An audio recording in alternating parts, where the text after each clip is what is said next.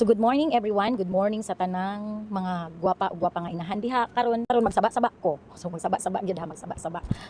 So karon kay wala koy kauban nga maghimo og mga challenge. So ang akong himuon karon is mag-advise na lang kuno as a mother.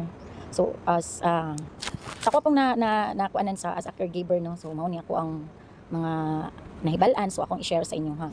So ang atong topic karon is paunsa nato palambuon ang self-esteem sa atong mga anak. Self-esteem kanang ilahabang kanang ilahang gusto nga ilahang kaugalingon. Paunsa nato sila ma-encourage ang ilahang kanang confident sa ilahang kaugalingon no. Kay kaning mga atong mga anak kinahanglan man gyud ni nato ikuan labaw pag mga gagmay pa kay sa gamay pa diha gyud i-develop ang atong mga anak. So how to boost esteem walang buo nato ang ilahang confident. Labi na kung talented atong anak, makita nato ang ilang potential. So atoa silang i-encourage. So una, paminawon nato, i-allow nato ang ilahang kuan nato ang ilahabang feelings. Atong paminawon ng ilang feelings, ilang ideas. So dayon, himuon na ang ilang mga ideas kung kuan ba dili nato sila kanang supakon. So i-allow nato pero kung naay mo kata as a parents, ato agid silang i-advise. And then pagkahuman, tagaan nato silang mga task, mga trabaho.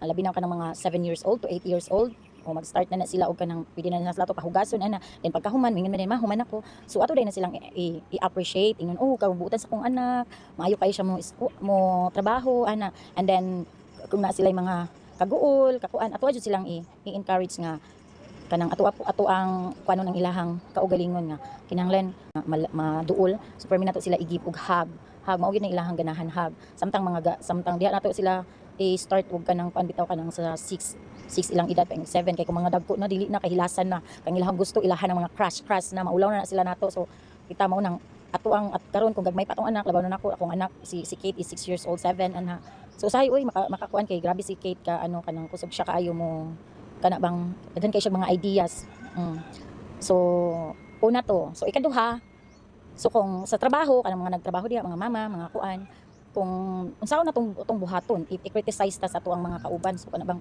landakon ta diha ingon ta nga kuan so go ahead ayaw sila pansin na go ahead do your job well trabaho ang imong maayong imong trabaho ayaw sila pansin na kay kung pansino nimo sila so mapiktahan ka and then mapiktahan pud ang imong trabaho so ignore them so what basta ikaw trabaho ka so ingon ana lang ayo mo daghan ko kanang mga ideas mag study pa so once again good morning and thank you Lord for this day.